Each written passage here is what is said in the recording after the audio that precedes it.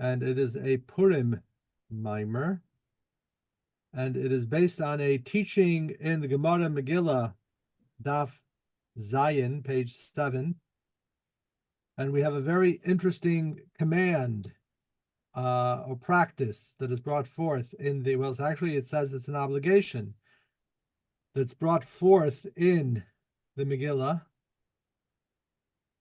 and many people fulfill this in a very practical sense. Some people fulfill it in different ways. Some people watch other people fulfill it. And let's. I sent it out earlier this morning. Hopefully, you received a copy of the mimer. But here it is. So this is a discourse of the Alter Rebbe, Rabbi Shneur Zalman of Liadi from Likutei Torah, and I hope it'll be less esoteric than the previous one we did from the Alter Rebbe. All right, so we're going to start off with the teaching from the Gemara. So in the Aramaic, it's chayiv inish libisumi bepuria, that a person is obligated to become so intoxicated that he does not know the difference between cursed be Haman and blessed be Mordechai. How do you like that? There you have it, right from the Gemara, a mitzvah of intoxication. For Purim, chayiv inish. It doesn't say one should, one can, one might. It says one is obligated. On Purim, a man is obligated to become so intoxicated, right? So clearly, this is not something that's taken as an obligation that everybody fulfills in a very practical sense. There are different interpretations that are given. One is that the gematria of Arur Haman is exactly the same gematria as Baruch Mordechai. Yes, Yisrael. Well, I'm muted. What? No, I'm not. The question I have is, I believe listening to the Megillah, even though it's a time-oriented mitzvah, that women are obligated. Why does the Gemara here use the word that a man is obligated? It's a good question. And indeed, we only see that this is fulfilled, really. It's not fulfilled. It's not done by women. It's not seen to be a proper thing necessarily for women. I think maybe for matters, simply put, for matters of tzniut, but for modesty, but which one could forbid men as well. But I don't know, because we know women are obligated in all of the mitzvot of Purim. It's an interesting discussion, which we're not going to have right now, but just on this topic, we'll get to you in a second, Reb David. We know that there's a general rule, to which there are many exceptions, that women are patur, women are exempt from mitzvot that are positive and time-bound. So there's a mitzvah during the festival of Sukkot to sit in a sukkah, to dwell in a sukkah.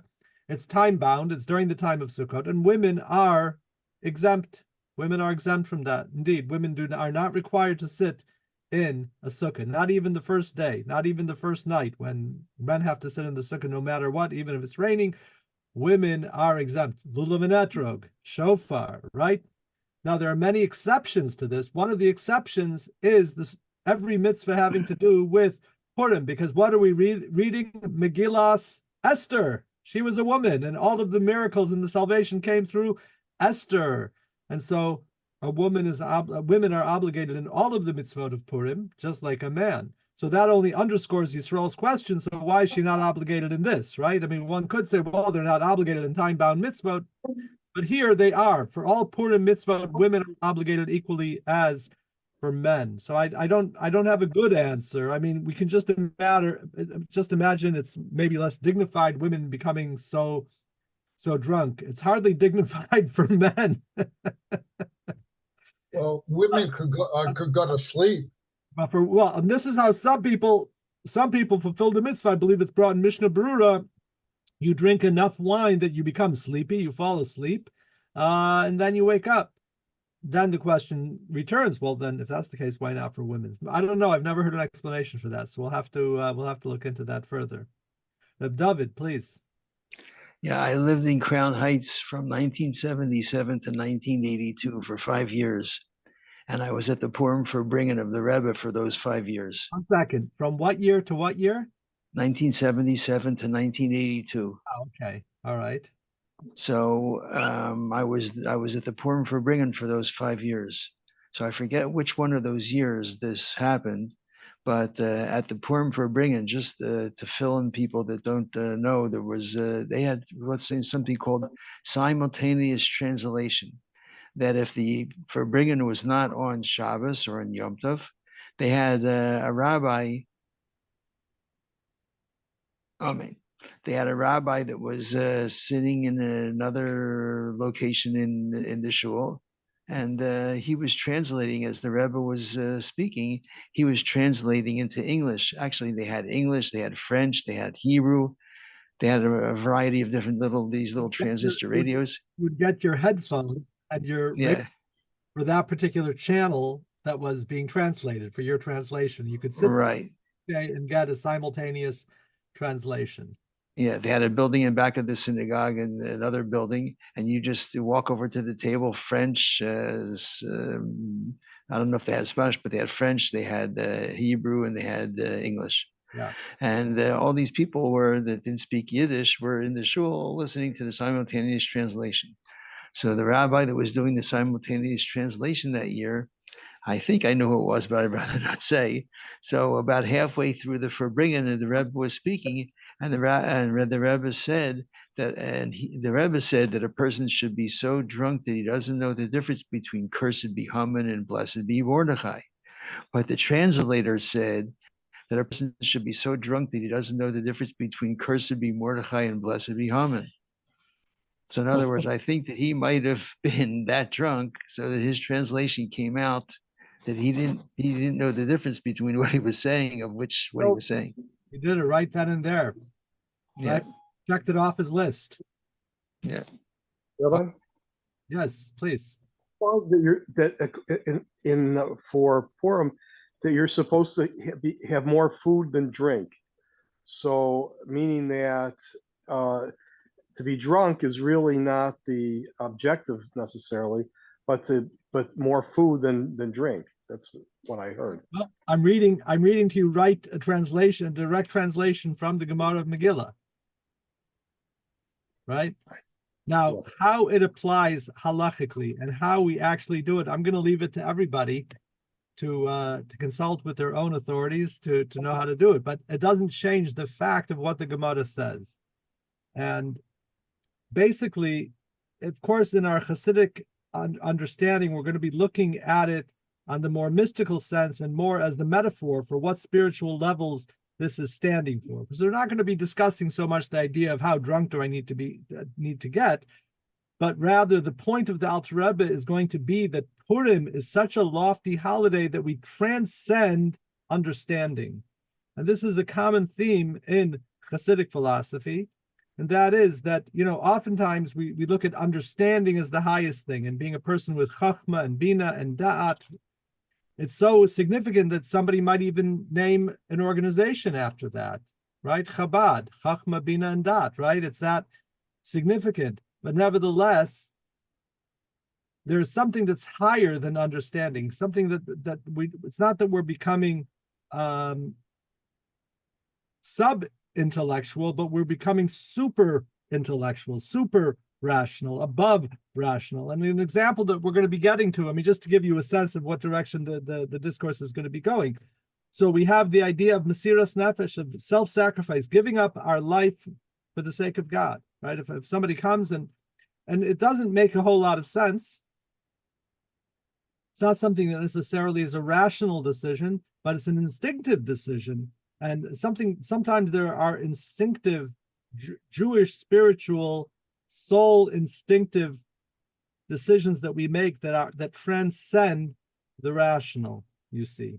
And so that's going to be the direction of this mimer, of talking about this idea of going to, there's a there's a point, of course, where Mordechai is blessed and where Haman is cursed. But there's a level of godliness that actually transcends that whole schema, that transcends that whole format, that whole way of being, that there's this level and that level, and there's good and there's evil. There's a level that transcends, and that's what we're going to be getting to. Mordechai, you have a question, or looks like you're raising your hand. Yes. Yeah, shortly after we got married, my wife gave me this cassette tape she had of Purim songs by some unknown group, and one of them they were saying, "Hayevinish libesumi beporaya," and so then one Sunday I was playing that while driving my friend to a yeshiva in Flatbush, and he commented, "They sound like they're holding Bayat Loyot." They were singing that well. They sounded like they had also Right. right.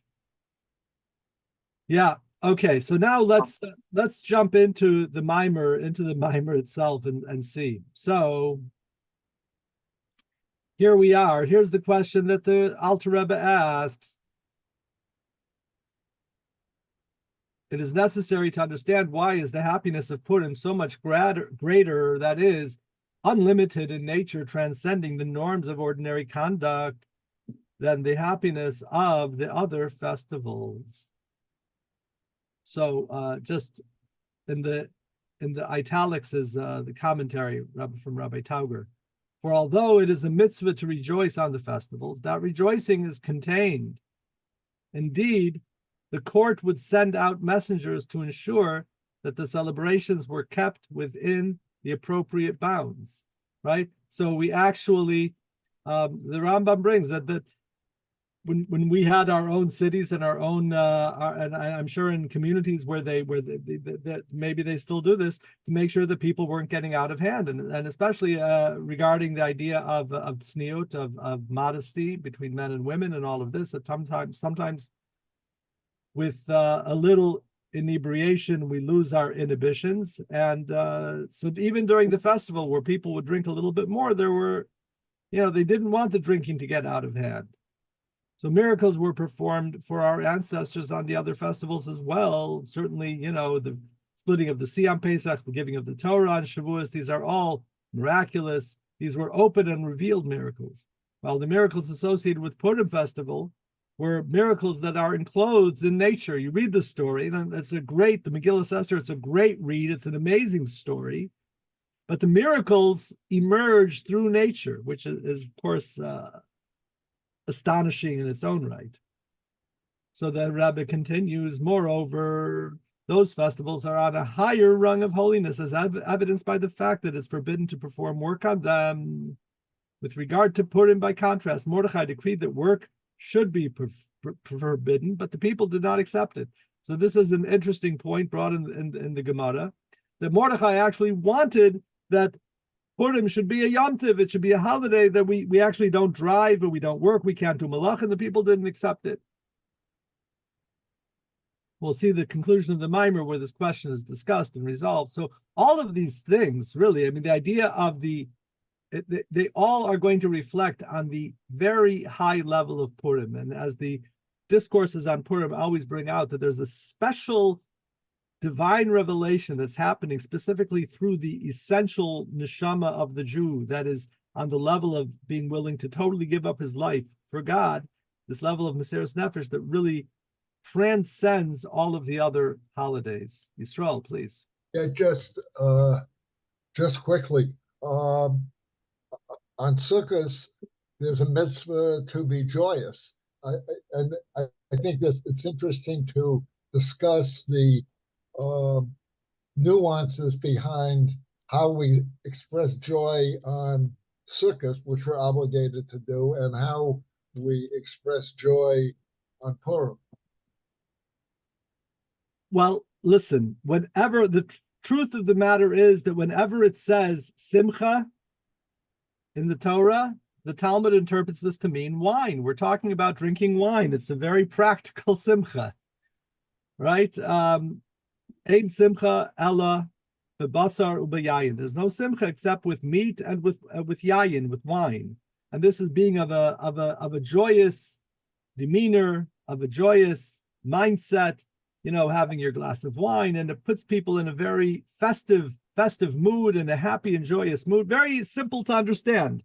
This is not something that we need to explain. It's quite understandable. So certainly even in Sukkos, where there's a mitzvah, and the other holidays as well, we derive the idea of simcha for all of the holidays. By Sukkos is written 3 times. So we have a greater mitzvah of joy. And there's the simcha of the mitzvah, but practically speaking, the way that we fulfill the mitzvah of simcha is with wine. But of course, on Purim, the idea of drinking the wine or whatever the form of intoxication is, it's over the top. It's over the top, and that's the question that the Rebbe asked. Yes, David. Yeah, at the same time we do this with wine. You have the holiday of Sukkot, where we do it with water. Whoever hasn't seen the simcha of the water drawing hasn't seen real simcha. That's true. So the greatest simcha on Sukkot was during the Simchas Pesach Shoeva, right? But practically speaking, that was. It's hard to understand. How is there simcha with water?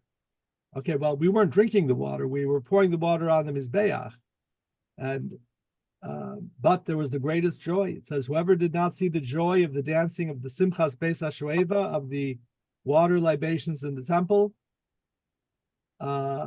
the drawing of the water, the celebration for the drawing of the water for the water libation, has not seen joy in his life." I mean, that's how happy it was. It was a very joyous time. But nevertheless, that wasn't the idea of drinking water. There was a different message there, which we're not going to get into because, Purim. So I'm saying the practical idea of simcha on the holiday it still is definitely about drinking wine. But now the Rebbe is going to go into the next level of understanding of Purim. Now Purim, you may have learned this in Talmud, or you may have studied this in Chassidus, but there's a very interesting idea of when we talk about the giving of the Torah at Mount Sinai. So the Torah was given at Mount Sinai, but the final conclusion and culmination of the giving of the Torah was actually only on Purim. What? That would have been how many years later? That would have been close to 890 years later, 880 years later after the Torah was given. That was the culmination of the giving of the Torah. What is this about? Let me explain this, and then we'll see it inside the Maimer. It says a phrase in the Megillah that Kimu v'kiblu haYehudim and Kimu haYehudim, and there's the idea of the Jews keeping and fulfilling, and the rabbis see this idea of the keeping and the fulfilling the Jewish people did, not just of Purim, but really of the entire Torah itself. And they explain it as follows. Okay, let me start off with a different idea. So, if I make a business transaction under duress, is that a binding transaction or not? No, right? It's not a binding transaction. It's being done under duress. And if I can go to the court and if I can prove that it was done under duress, then I can cancel, I can nullify the transaction. This is a very big topic in Jewish law, and it's called in Hebrew the idea of canceling a transaction. It's called moda'ah. Moda'ah is the word that's used. It's basically you let it known beforehand that this I'm about to enter into a transaction, but really it's going to be null and void because it's being done under duress. There are a lot of intricacies of this. We're not going to get into any of the intricacies, but there's a very simple problem with the giving of the Torah. We know the Jewish people accepted the Torah. We all know, we're familiar with the more famous approach, which is the Jewish people said, Nasa v'nishma. Or, as the joke is told, Moses says, I have commandments for you. How much are they? How much do they cost? Moses said they're free, and the Jews said, we'll take 10. Okay, so, but that didn't really happen. Okay, I just have to clarify. So Jewish people were totally happy and willing to receive the Torah. They said, Nasa, we're going to do it. V'nishma will understand it, and we're all in. But nevertheless, there's a very strange piece of Talmud that teaches us the following idea. And we're not going to get into the why about it, but you're just going to accept it because we're going to get on with the mimer here. And that is, it says that the Jewish people were tachti sahar. Literally, that means that the Jewish people were under the mountain, is the language that the Torah uses. And the rabbis are looking at this word, they were under the mountain. Well, that reminds us of the tradition that God actually took Mount Sinai and held it over the Jewish people like a cylinder and said, if you accept the Torah, fine and good, but if you don't, you'll be buried here. What does that mean? What is that about? Again, that'll be for a Shavuos mimer. That'll be for a different time. And there are a lot of different explanations of this. We're not going to get into that. But the problem is, what that means is that the acceptance of the Torah was done under duress. Yes. Right? And so the Gemara says, "Kan moda'a rabba leoraisa." This calls into question the whole transaction. It says the Jewish people accepted the Torah. God gave us the Torah and we accepted the Torah. But we have a big question mark on this acceptance of the Torah. But the Talmud says, Rava says, Hadar kiblua bimei Achashverosh, that in the time of Achashverosh, indeed the Jewish people could have given up the ways of the Torah. They could have said, we're no longer, it says the decree was on the Yehudim, those who admitted that there's a God and admitted that God has the commandments. And if the Jewish people wanted to walk away from the Torah and not be annihilated, they had that option. Yet what did they do? They fortified their commitment to Torah. And here the duress was the other way, right? The duress was, you're all going to be killed if you continue being Jews. But yet the Jews were willing to give up their life. And you know what that shows? That undid the original suspicion that we had on the Torah, the original question mark that we had. We see, no, in fact, that qualified it. You understand what I'm saying? It's not like we had a question mark and the question mark never went away. The question mark was there until Purim. With the story of Purim, 880 years later, the Jewish people accepted the Torah willingly and lovingly, being willing to give up their life. And thus the question mark was erased. And this was the ultimate fulfillment of an acceptance of the Jewish people keeping the Torah. Amazing, amazing story in the Talmud. So we have with the idea of Purim, this phenomenal association with the Torah itself, with the Jewish people accepting the Torah. Let's see where the Alter Rebbe goes with this. He's going to we're going to go through this this piece in the Talmud here. So all of the above will be answered, of course, by bringing up another idea and asking questions on it, as is the way of the mimer. So the above questions can be resolved based on the concept implied by the verse. It says in the Megillah, and the Jews accepted what they had begun to perform. V'kibel haYehudim eis asher hechelu la'asos. So what does it mean, what they had begun? What they had begun refers to the commitment they made at the time of the giving of the Torah. As the sages commented on the verse, the Jews carried out and accepted kimu v'kiblu, that at the time of Haman's decree, they carried out what they had already accepted, meaning at the time of the giving of the Torah. At the time of the giving of the Torah, God held the mountain over them like a tub, compelling them to accept the Torah.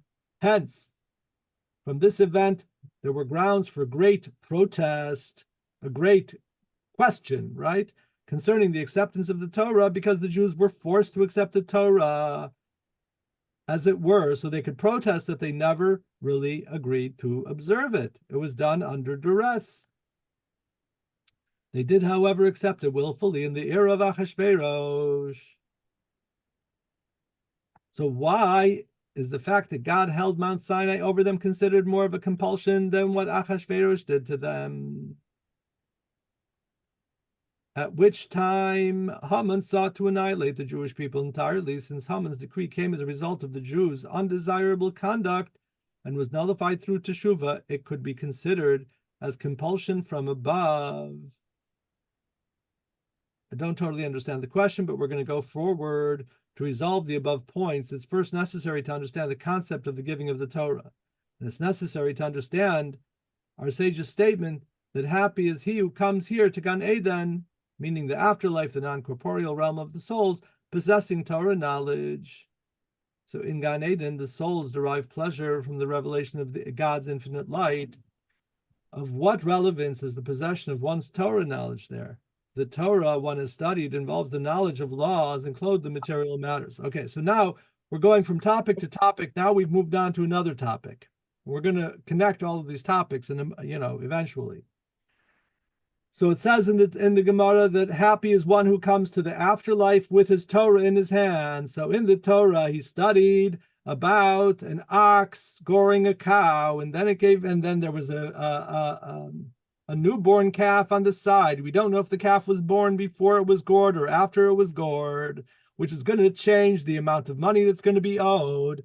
The Talmud discusses all different types of things of people damaging and people arguing over money and people stealing and people committing sexual violations and all different kinds of things. So I studied all of this Torah. You're going to get to Gan Eden, which is a revelation of godliness. Why do I need all of this?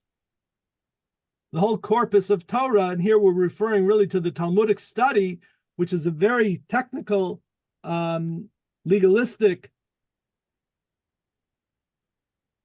understanding, of all the laws of Torah, but specifically the laws of Torah in this physical realm with all of our physical limitations. Why do I need to bring that to the afterlife? Again, to appreciate the question.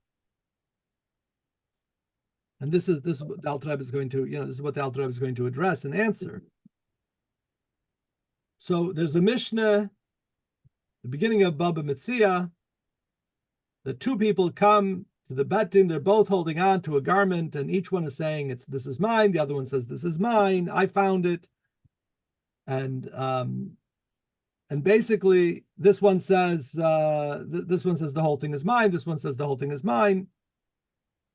And the Beis Din requires them to take an oath that they own in it no more than half.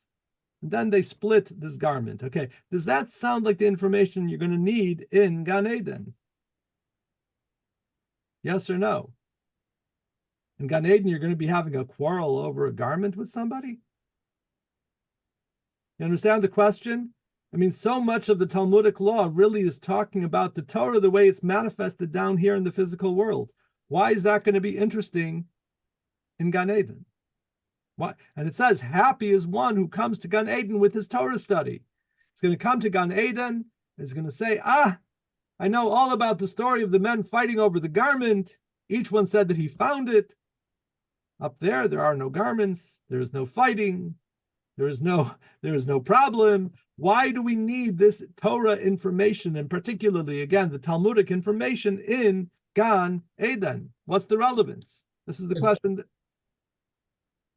I would say it would verify that the person who follows Torah and learns Torah, does the mitzvahs, that it shows Hashem in Olam Haba that that individual, that neshama, gave a life of service to Hashem.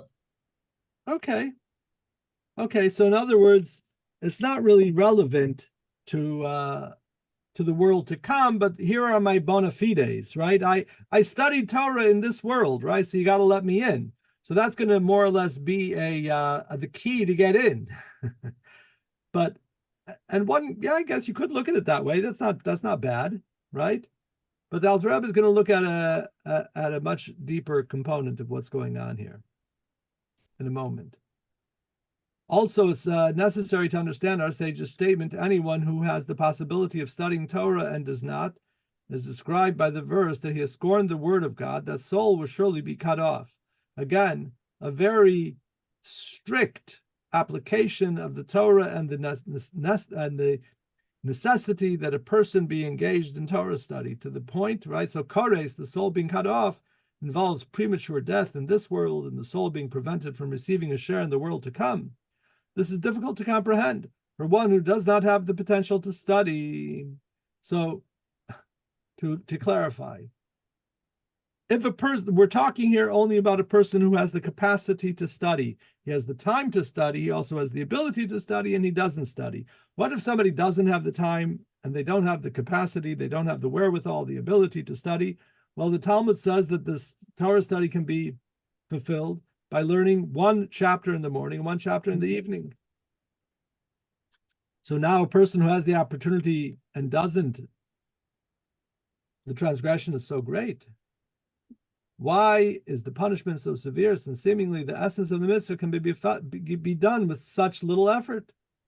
All right, so these concepts can be understood through prefacing with an explanation of why the Torah is called Mashal HaKadmoni, as it's written as a primeval. He calls the Torah, in Mishlei, I think it's chapter 10, refers to the Torah as Mashal HaKadmoni, the primeval or primordial analogy. So it's written, it's called the Mashal HaKadmoni.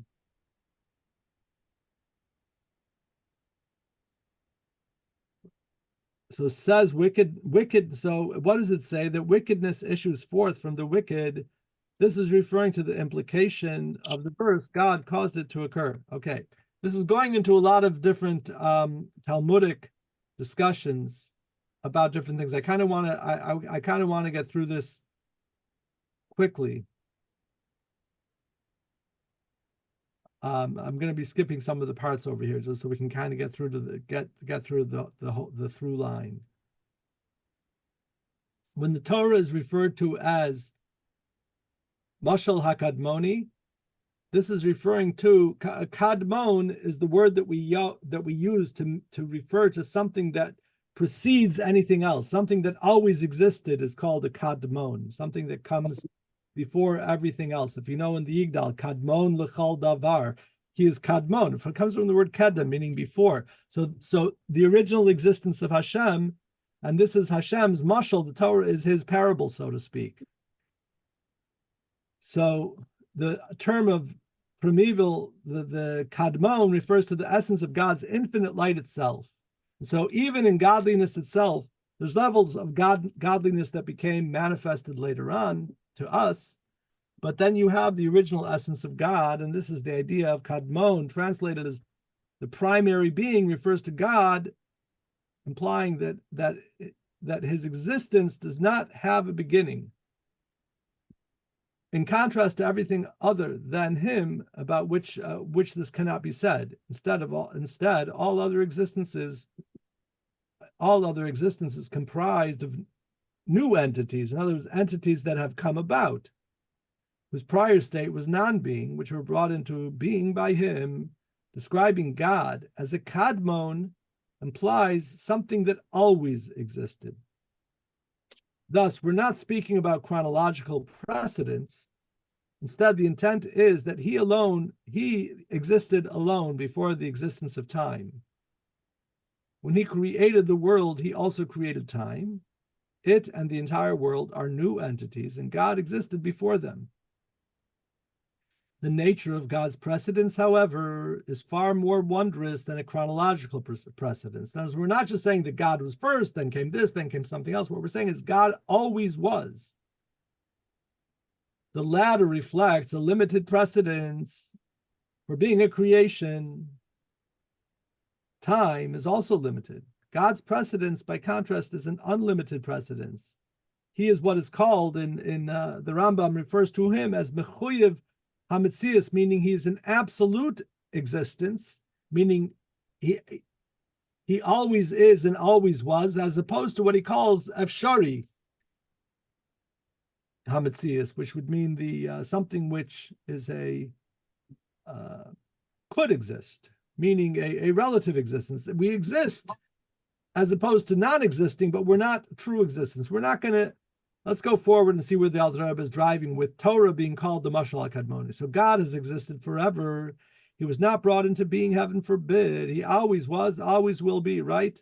So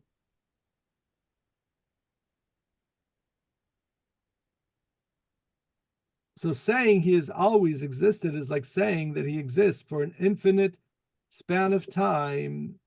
This, however, is not an adequate explanation of the concept. Instead, in truth, he exists independent of time, above the entire framework of chronology. Even now, he exists above time, for time is relevant only to created beings.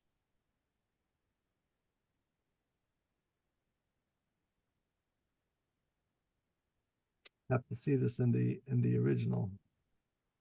Let's see.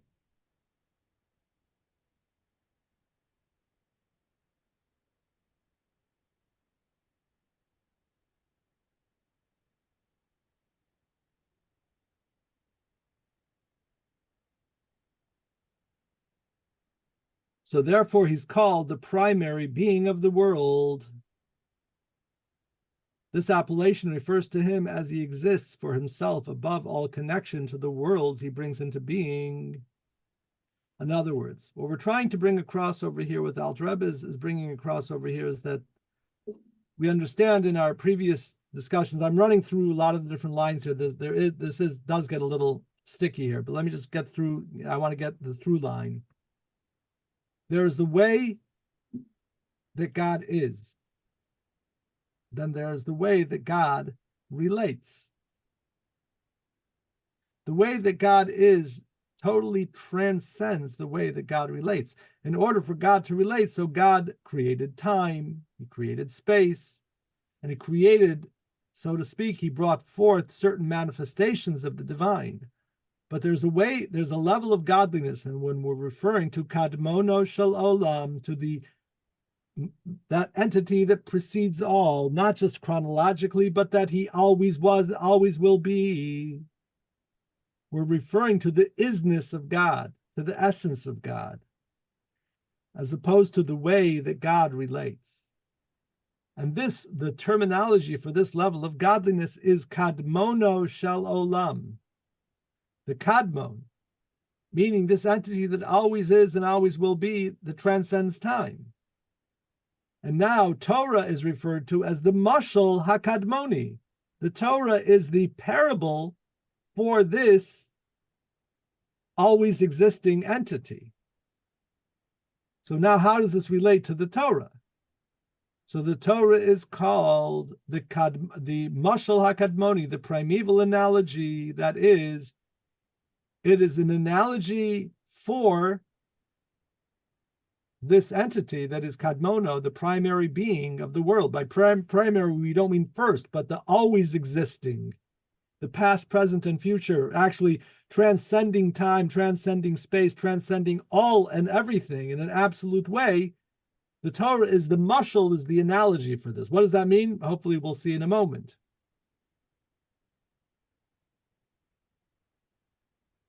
So the intent is that just as through an analogy is meant that you can grasp the idea, right?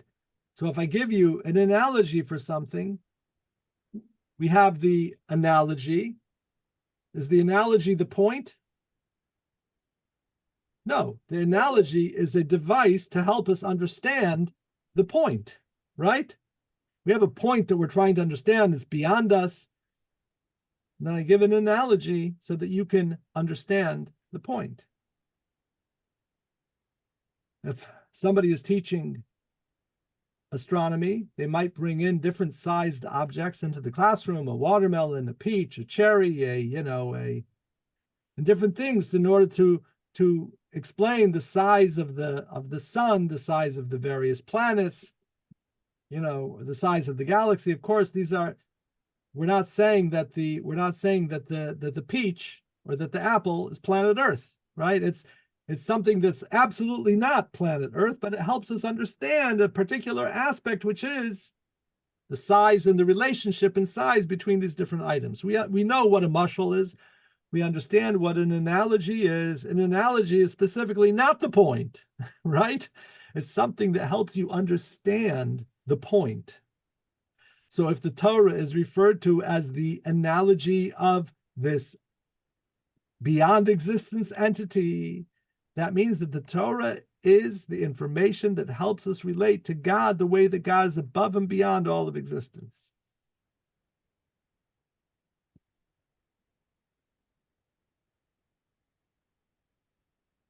So too, through the Torah that one has acquired,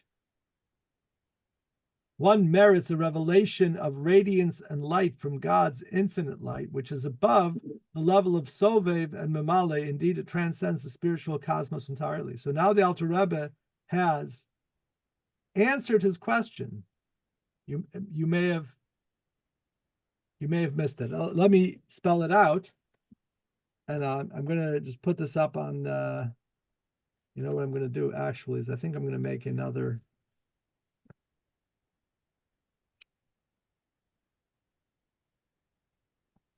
This new document is just to help us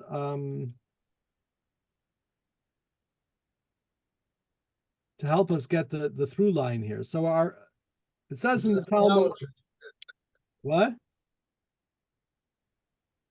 It says in the Talmud, happy is one who comes here, which is referring to Gan Eden,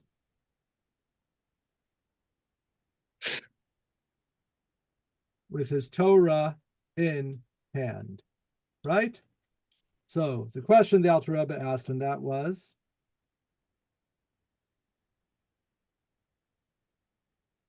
the Torah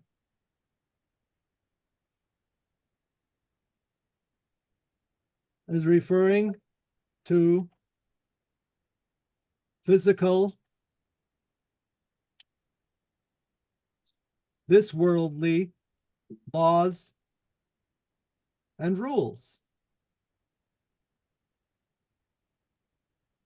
Why would this be relevant in Gan Eden? Right? So the answer the Alter Rebbe gives is that Torah is called Mashal HaKadmoni.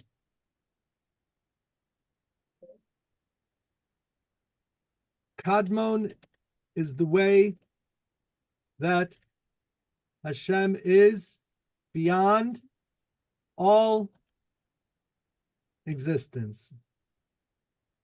Not just physical, but also spiritual. God is totally above and beyond time and space and any existence whatsoever. So when we say that, and Torah is the mashal, meaning the what? The analogy that allows us to relate to the beyondness of Hashem. Now we can understand this is why we want to arrive to Gan Eden with the Torah, because although the Torah is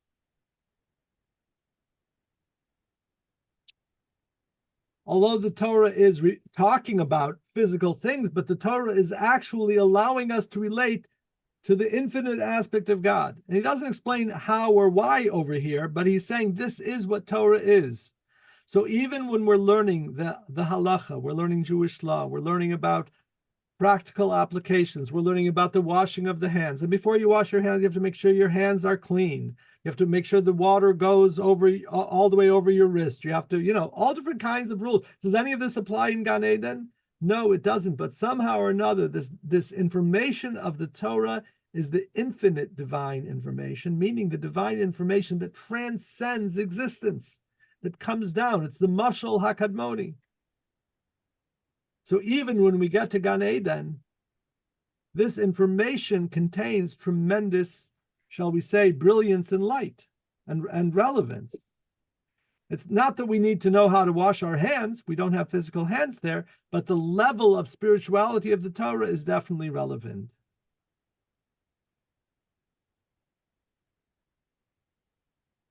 And now the Alter Rebbe is going to explain why Torah is referred to as this analogy. The description of the Torah as an analogy can be explained as follows. There are infinite levels in the comprehension of Torah, ascending upward rung after rung. For example, the nature of comprehension of godliness in the lower Gan Eden compared to the higher Gan Eden. These are different levels in Gan Eden, in paradise. Therefore, the relation between the understanding in the lower Gan Eden and the upper Gan Eden is comparable to the relationship between analogy and analog. In other words, the difference between the higher and lower levels in Gan Eden, which, by the way, are just two pretty close levels, that would be like the difference between a bachelor's degree and a master's degree. But nevertheless, the Alter Rebbe explains here that the information in the lower Gan Eden is like the analogy compared to the point itself in the higher Gan Eden. In other words, the lower Gan Eden would be talking about the peach and the watermelon and the cherry, and the higher Gan Eden are the actual physical constellations. When you have the higher level of perception, the lower level of perception is missing the point. It's far afield from the point. He's just using this again as an analogy to explain the analogy. That the level of analogy, the lower Gan Eden is the level of the analogy, and the higher level of Gan Eden is the point itself. Now you have to understand, of course, that the higher level of Gan Eden is going to be an analogy to a level that's beyond its level, right? But let's go further and see where the Alter Rebbe takes this. So the same idea for these levels, there are an infinite number of rungs in spiritual cosmos, even above the higher Gan Eden, as we've said above. And every level of understanding is considered to be an analogy compared to the level above it. And this is implied by the verse regarding King Solomon. It says that, and Shlomo delivered 3,000 analogies. For any concept in Torah, he was able to relate it from one level to the next level, to the higher level, to the high, right?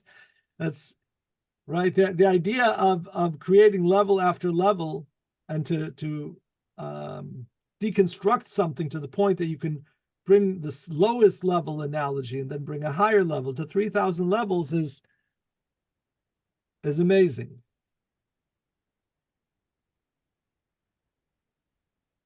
So he would see and explain every Torah idea as it existed on 3,000 planes of existence. For in the lower Gan Eden, the concept can be understood in a given manner, and in the higher Gan Eden, the same concept can be understood in a more spiritual and abstract manner, to the extent that the first level was only an analogy to the higher level.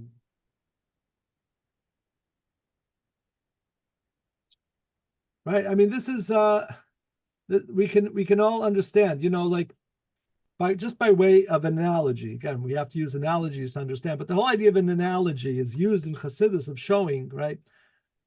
So when you had younger children, right, sometimes you'd need to punish them, and maybe whatever the punishment was, and the parent might say to the child, "This is going to hurt me more than it's going to hurt you." On the level of the child cannot understand what that means at all, right? The young child cannot. When is that child going to understand it? When he has children of his own, right? So there's a whole block of information that's missing, that doesn't allow. So on the lower level, right, it's like, oh, if I punch somebody, it's going to hurt me as well because it's going to hurt my hand. Okay. that they can understand, right? If you punch, if you punch another person, you're going to hurt your fingers. Okay, I can get that. When you get to the higher level of understanding, it doesn't mean that at all. That was actually not only beside the point, that was actually wrong on the higher level of understanding. That's not what it means at all. And this is what the Alter Rebbe is saying, that in the construction and the evolution of all of existence from the highest spiritual level to the lower, we go, where you have the point itself, and then underneath that we have something that is akin to an analogy.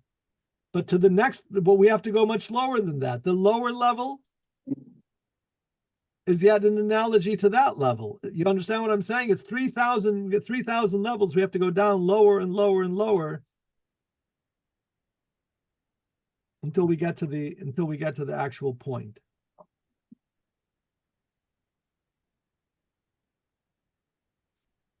So the sublime Chachma is itself an analogy for the primary being of the world. So we were discussing the Kadmono, the way that God is above and beyond all of existence. So we have a level of Chachma, of the spiritual world of Atzilus, which is called the primordial wisdom, which is a level that is totally beyond our comprehension. But Chachma itself is already an analogy.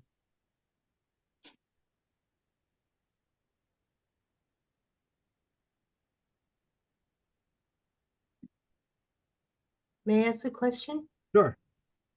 Then I would assume with all these different levels in God Eden, that the Sadiqim are on the highest level, and the rest of us, how is it known where we're to be placed when we go up to God Eden? Are we given a test? Listen very closely to this mimer, and you'll have the answers you need when you get there. Good, thank you. I'm kidding. No, it's after 120 years, right? Amen. There's no question. I don't know how it works. I know that it's very possible, that we're going to merit, God willing, to get to the lower world of Gan Eden. We don't have to worry so much about what level we're going to get to. We have to live our life here as best as we can to do what we're supposed to do Hashem's work. And getting to the lower level of Gan Eden will be a tremendous reward beyond our understanding. And here's the thing, right? Imagine that everybody is in exactly the same place, and God is giving a class, and you have the people who are on the highest level of comprehension are going to appreciate that class it's going to be the most exhilarating, amazing thing. And then you have the people in the lower level who are going to get some of it, and it's going to be so amazing for them. They don't get the higher level, right? Then you're going to have the people who are in hell. They're right there too. And it's like you're sitting to a 5-hour class and you don't understand a word. Have you ever been in such a class? It's like hell. It's like a punishment. Can I go to the bathroom? No, sorry. And so it could be that everybody is in the same room and God is giving this class. I mean, again, this is just an analogy, right? And everybody is receiving according to their capacity. And the person who didn't appreciate any of this in this physical world is in fact going to be in a level of hell. But eventually he'll be able to rise up from that and to go to another level. And how it all works, I couldn't exactly tell you, but the neshamot, they do go up from level to level. When someone passes away, we say that the neshama should have an aliyah. May the neshama have an ascent. And on the day that they passed away, that becomes the day that they actually can ascend to a higher level. So, so that's definitely a thing that we start off at one level, and there's many other things we have to get through. There's a lot of levels of, shall we say, cleansing and purging of the soul before it can even get into Gan Eden. And there's a Chassidic aphorism that being able to go to purgatory, to go to hell, what we call hell, that's already you've already reached a great milestone. So if somebody tells you to go to hell, Your response should be thank you. Right? We hope only that we should go to hell. That means that we're past all of the other stuff that has to be done to get our soul up to the place. And hell is the final purging before we can go to Gan Eden. But all right, we'll continue with this and get back to, this is ultimately about really understanding what the Torah, the power that the Torah really gives us, as we will see, God willing, next week. Thank you, Rabbi. Thank Rabbi. you. You are good. Thank you. You well. Bye-bye.